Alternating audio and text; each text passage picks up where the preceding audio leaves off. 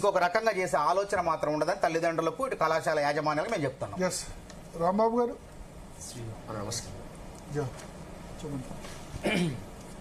ఈరోజు engineers day.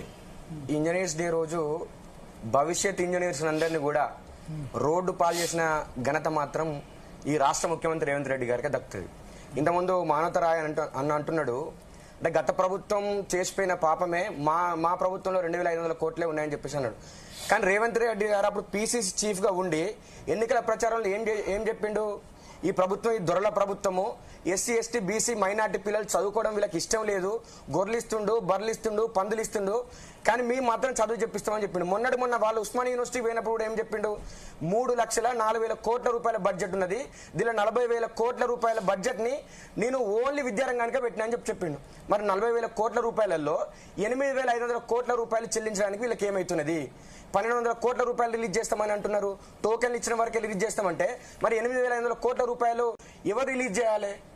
అంటే గత ప్రభుత్వం 5,300 కోట్లు బాకీ పడి ఉంటే అవి తీసేసి మిగతా రిలీజ్ చేస్తామంటే వాళ్ళు తప్పు చేస్తున్నా కదా మిమ్మల్ని ఎన్నుకున్నది. గత ప్రభుత్వాలు కూడా అంతకుముందు ఉన్న ప్రభుత్వాలు అట్లా తప్పు చేసినాయని చెప్పేసి దీన్ని బ్రేక్ చేస్తామంటే ఇక్కడ దాకా వచ్చేదా? అంటే వీళ్ళు వాళ్ళ మీద వాళ్ళు వీళ్ళ మీద. కాంగ్రెస్ ప్రభుత్వం అంటేనే వాళ్ళ గుర్తు ఎట్లాంటిదో హస్తం అంటే అది భస్మాసుకుని హస్తంగా మిగిలిపోతున్నది. ఈ రాష్ట్రం లోపల 90% మంది విద్యార్థులు బీసీ ఎస్సీ ఎస్టీ మైనార్టీ విద్యార్థులు ఈ రియంబర్స్మెంట్ మీద ఆధారపడి చదువుకుంటున్నారు. వాళ్ళు చెప్తున్నారు, ఏమని చెప్తున్నారు, ఎస్సీ ఎస్టీలకు మాత్రమే 100% ర్యాంకుతో సంబంధం లేకుండా ఇస్తున్నారు. బీసీ విద్యార్థులకు కానీ ఈబీసీ విద్యార్థులకు కానీ 35,000 మాత్రమే ఇస్తున్నారు ఇంజనీరింగ్ లోపల. ఈవెన్ యూనివర్సిటీలో నడిచేటువంటి ఇంజనీరింగ్ కాలేజీలలో కూడా 70,000 రూపాయల వరకు ఫీజును పెంచిండు. అంటే 35,000 రూపాయల ఫీజును స్టూడెంట్సే భరించాలి. ఈ విధంగా తల్లిదండ్రుల మీద విద్యార్థుల మీద భారాన్ని మోపుకుంటూ ఈవెన్ గవర్నమెంట్ యూనివర్సిటీలలో ఇవ్వాలంటే కూడా సర్టిఫికెట్లు ఇవ్వాలంటే కూడా ముక్కుబిండి వసూలు చేస్తున్నారు. ఇలాంటి పరిస్థితి తెలంగాణ రాష్ట్రంలో ఉన్నది. ఇంకొకటి, అంతో ముందుకు డిగ్రీ కాలేజీలు ఏవైతే ఈ డిగ్రీ కాలేజీలు ఇప్పుడు 16th నుంచి రేపటి నుంచి బంద్ పోతామంటున్నారో, ఇదే దసరా సెలవుల తర్వాత పోయినసారి వాళ్ళు బంద్కు పిలుపునిచ్చారు. 10 days నిరోధకంగా వాయిదా వేసిన తర్వాత గవర్నమెంట్ ఒత్తిడి తీసుకెళ్తే ఓపెన్ చేశారు. తర్వాత మొన్న ఎండాకాలంలో సెమిస్టర్ పరీక్షలప్పుడు వాళ్ళు సహాయ నిరాకరణ చేస్తే యూనివర్సిటీలు అన్ని కూడా సెమిస్టర్ పరీక్షలు వాయిదా వేసినాయి. ఇప్పుడు ఈ టెక్నికల్ ఎడ్యుకేషన్ సంబంధించిన ఇన్స్టిట్యూషన్స్ వచ్చినాయి. ఇలాంటి పరిస్థితి మాకు బుద్ధి అయిన కాంచెల్లి ఈ పథకం వచ్చిన కాంచెల్లి ఎప్పుడు ఇలాంటి పరిస్థితి అయితే లేదు.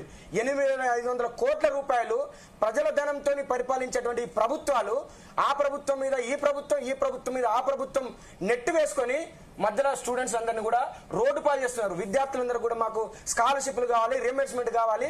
స్కాలర్షిప్ రియంబర్స్మెంట్ అనేటి ప్రభుత్వం యొక్క భిక్ష కాదు, ఇది విద్యార్థుల హక్కు అని చెప్పేసి నిర్ణయించుకుంటే రోడ్డు మీదకి వస్తే వాళ్ళ మీద లాఠీ చార్జీలు చేస్తారు, వాళ్ళ మీద భౌతిక దాడులు చేస్తారు, వాళ్ళని తిడతారు, జైళ్లలో పెడతారు, కేసులు పెడతారు. ఇదా ఈ ప్రభుత్వం యొక్క తీరు? ఇలాంటి పరిస్థితి ఈ గవర్నమెంట్ లోపల ఉన్నది. ఇప్పటికైనా కాలేజీ యాజమాన్యాలకు కూడా చెప్తున్నాం, మీ స్వార్థ ప్రయోజనాలు ఉన్నప్పటికీ కూడా ఇది అంటే ఇండైరెక్ట్ గా ఎవరికి విద్యార్థులకు న్యాయం జరుగుతుంది కాబట్టి ఏబీఎఫ్ తరఫున మేము మద్దతు ఇస్తున్నాం.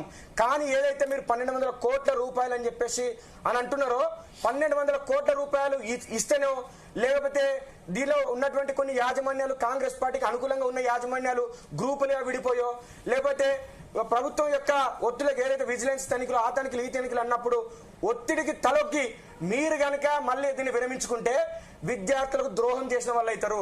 ఖచ్చితంగా మీరు వెనక్కి తగ్గినప్పటికీ కూడా విద్యార్థి పరిషత్ ఆధ్వర్యంలో విద్యార్థులతోని తల్లిదండ్రులతోని మరో మహా ఉద్యమానికి ఈ ప్రభుత్వం మీద యుద్ధం ప్రకటిస్తాం. రాజకీయంగా ఈ ప్రభుత్వానికి పుట్టగతులు లేకుండా చేస్తామని చెప్పేసి తెలియజేస్తాం. ఒక చిన్న విన్నపము, ఇప్పుడు మీరు ఏబీపీ కార్యదర్శి కాబట్టి కాంగ్రెస్ ప్రభుత్వం ఉన్నప్పుడు రాజీవ్ గాంధీ ఫెలోషిప్లు 100% వచ్చేది. వీళ్ళు బీజేపీ అంటే వీళ్ళకి అనుబంధ సంఘము, సరే పార్టీ వేరైనప్పటికీ వీళ్ళు దగ్గర సంబంధం ఉన్నది. మొత్తాన్ని అసలు యూనివర్సిటీ 1-2 కూడా రావట్లేదు. మరి దాని గురించి పోరాటం చేయండి. మీరు దాని గురించి యూజీసీ ఎందుకు ఇవ్వట్లేదు? గతంలో కాంగ్రెస్ ఉన్నప్పుడు ప్రతి యూనివర్సిటీలో ఎందుకు వచ్చాయి 100% ఫెలోషిప్లు ఎందుకు వచ్చినాయి, ఇప్పుడు ఎందుకు రావట్లేదు? దాని గురించి కూడా మాట్లాడి రాష్ట్ర ప్రభుత్వం రేవంత్ రెడ్డి గారు సీఎం ఫెలోషిప్ అని పెట్టిండు. ఇలా ఏ రాష్ట్రం లేదు. అది 8,000 రూపాయలు పరిశోధన విద్యార్థికి 200 మందికి ఈ రాష్ట్రంలో 12 యూనివర్సిటీలు అందుతాయి. చేసినవి కూడా చెప్పండి, చేయని కాదు. మేము ఏమంటున్నాం, బెదిరించట్లేదు, తప్పించుకోపోవటం లేదు, ఇప్పుడు 200 సామరస్యంగా పరిష్కరిద్దాం. ప్రభుత్వం దగ్గర నిధులు లేవు. మనోతరాయ్ గారు ఒకటి అబ్జర్వేషన్, 200 మంది కొత్తగా ఇవ్వడం ఓకే, కానీ ఈ లక్షలాది మంది అది కూడా అదే కదా, మేము తప్పించుకోలేదు కదా. రిజాల్వ్ ఇప్పుడు చేయండి. ఆర్థికపరమైన ఇబ్బందులు ఉన్నాయి, ఇది లక్ష దాన్ని అందుకే 1200 కోట్లు టోకెన్లు ఇచ్చినాం. మేము ఇవ్వమని బెదిరించలే కదా. కళాశాల యాజమాన్యం మీ సంగతి చూస్తాం. గతంలో కనీసం ఎవరైనా కలిసారండి మంత్రి? ఏ మంత్రి కలవలేదు. వాళ్ళ గోడు మా దగ్గరకు వచ్చి చెప్పుకున్నారు. ఇవాళ మంత్రులు